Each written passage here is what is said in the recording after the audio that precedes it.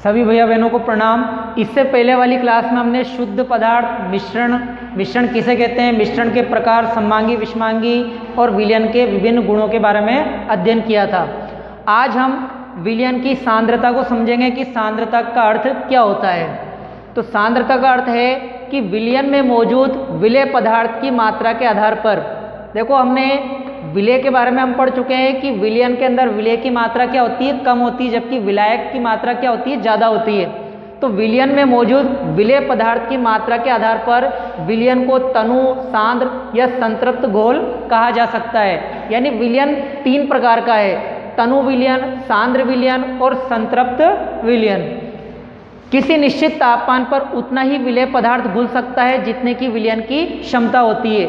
जैसे कि आपने एक गिलास पानी लिया, उसमें आपने 1 चम्मच नमक डाल दिया, वो घुल गया, फिर आपने दूसरी चम्मच नमक डाला, घुल गया। लेकिन कुछ ऐसी अवस्था आती है जब नमक या शक्कर उसमें नहीं घुलता है। तो कहने का मतलब यही है कि किसी निश्चित तापमान पर विलेय पदार्थ एक निश्चित सीमा तक ही उसमें घुल सकता है। अगर उससे अधिक ज़्यादा मात्रा होगी तो फिर वो विलेय उसके अंदर नहीं घुलता है। तो ये घुलने की क्षमता ही विलयन की क्या कहलाएगी, क्षमता कहलाती है।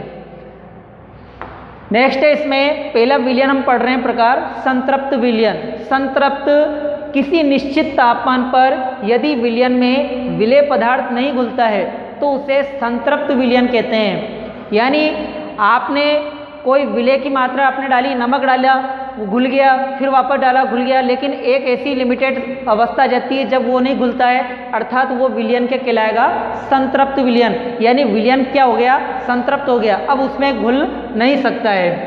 दूसरा होता है असंतृप्त विलयन। यदि विलयन में विलेय पदार्थ की सांद्रता संतृप्त स्तर से कम है, यानी आपने 1 चम्मच नमक डाल दिया है, अब और उसमें घुल सकता है, तो वो विलयन क्या कहलाएगा, असंतृप्त। यानी जब उसमें और अधिक विलेय घुल सकते हो तो ऐसा विलयन कहलाता है असंतृप्त विलयन।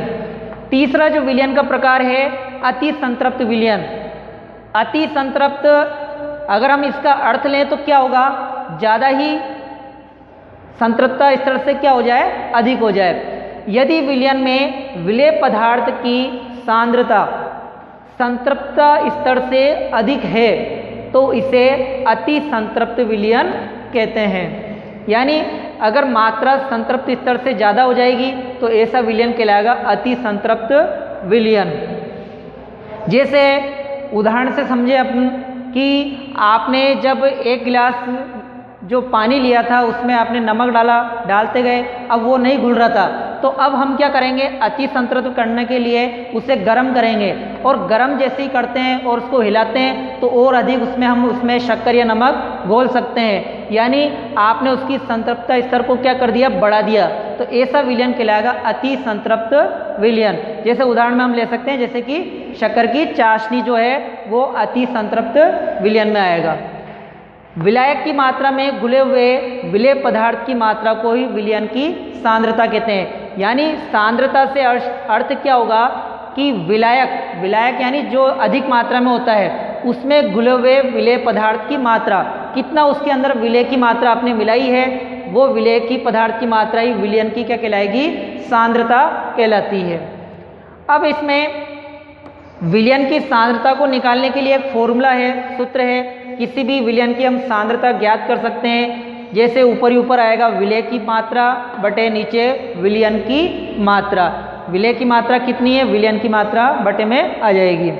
इसके बाद विलयन का द्रव्यमान प्रतिशत, कोई भी विलयन है तो उसका हम द्रव्यमान प्रतिशत कैसे निकाल सकते हैं। पहले आएगा विलेय का द्रव्यमान बटे विलयन का द्रव्यमान और इंटू में 100। जैसे एक उदाहरण समझते हैं, एक प्रश्न है कि एक विलयन के 320 ग्राम विलायक जल में, यानी विलायक जल की मात्रा कितनी है, 320 ग्राम विलायक जल में 40 ग्राम साधारण नमक विलेय है। नमक की मात्रा कितनी है, 40 ग्राम। तो विलयन की हमें सांद्रता का परिकलन करना है।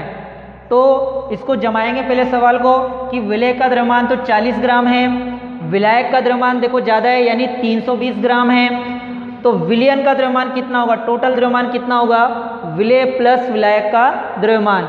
विलेय 40 ग्राम, विलायक की मात्रा 320 ग्राम, दोनों को टोटल कर देंगे कितना आ जाएगा 360 ग्राम आ जाएगा। अब हमें निकालना कि विलयन का द्रव्यमान प्रतिशत कितना आया है। तो इसमें मान रखेंगे हम कि विलेय की मात्रा तो 40 ग्राम है, विलयन की मात्रा है 360 ग्राम। इसको सोल्व करेंगे, देखो 0 से 0 कट जाएगी, 4 से 36 9 बार कट गया, 4 नाम 36, कितना आया 100/9। इसको जब हम सोल्व करेंगे तो आएगी मात्रा 11.1%। तो ये क्या आ गया विलयन का द्रव्यमान प्रतिशत। इस प्रकार से आप किसी भी विलयन का द्रव्यमान प्रतिशत ज्ञात कर सकते हो। अगला नेक्स्ट टॉपिक है निलंबन। निलंबन का अर्थ क्या होता है, इससे पहले आपने विलयन के बारे में पढ़ा था। तो निलंबन क्या है, एक विषमांगी मिश्रण होता है, यानी कोई भी पदार्थ है तो उसके अंदर ये कण मिले हुए रहते हैं। दूसरा है कण आंखों से देखे जा सकते हैं। देखिए विलयन के कण आंखों से नहीं देख सकते, लेकिन निलंबन के कण हम आंखों से देख सकते हैं। तीसरा गुण है कि ये कण प्रकाश की किरण को फैला देते हैं, यानी जब सूर्य के प्रकाश की किरणें इन कणों पर आपतित होगी तो ये एक प्रकार से हमें उसका मार्ग दिखाई देने लग जाएगा। ये निलंबन क्या होता है, अस्थायी, यानी अगर निलंबन को थोड़ी देर हम शांत छोड़ देते हैं तो इसके जितने भी कण थे वो सारे ही नीचे की तली पर बैठ जाएंगे, यानी ये निलंबन क्या हो गया, अस्थायी। तब फिर प्रकाश का मार्ग दिखाई नहीं देगा। लास्ट है कि छानन विधि द्वारा हम इसके कणों को पृथक कर सकते हैं, जबकि विलयन के कणों को पृथक नहीं कर सकते थे, निलंबन के कणों को हम छानन विधि द्वारा पृथक कर सकते हैं। तो इस प्रकार से आज हमने विलयन की सांद्रता, संतृप्त विलयन, अति संतृप्त और असंतृप्त विलयन और द्रव्यमान प्रतिशत के बारे में अध्ययन किया है। धन्यवाद।